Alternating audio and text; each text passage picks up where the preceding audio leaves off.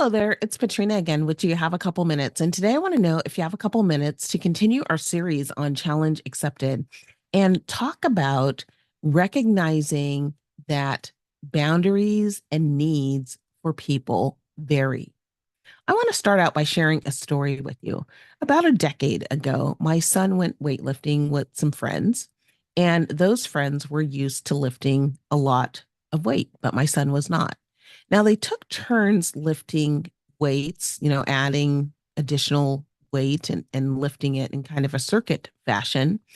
And whenever my son was struggling, they would help him lift those weights. Now, little did they know that they were not actually helping my son to build muscle. They were actually creating muscle damage. So much so that a few days later, my son wound up being hospitalized in some really serious care. And it took quite a few days to flush his system of the breakdown of those muscles that had begun entering fluids within his body. Now, this situation is an example of how needs varied.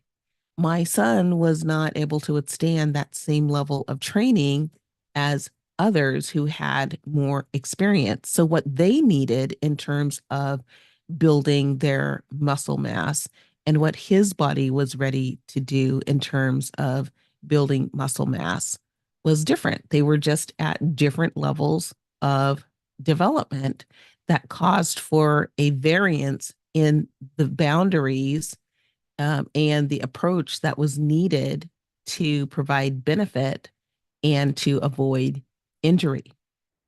Another example that is pretty simple that I think we would all agree to is that if we are teaching someone that is older, let's say a high school student, maybe math, and then we also have to teach a first grade student math, their levels of development are likely drastically different. And so they call for different approaches in sharing information.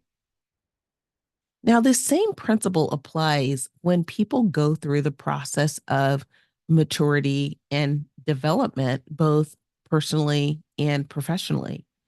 The bumpers or boundaries that are required for development and training early on can be removed over time as people become more proficient and understand why those bumpers and guidance were in place. The boundaries that are needed for further development just change over time. Keeping those bumpers and boundaries in place when they are not needed can stunt true development. So we need to recognize that boundaries may be modified to actually support future growth.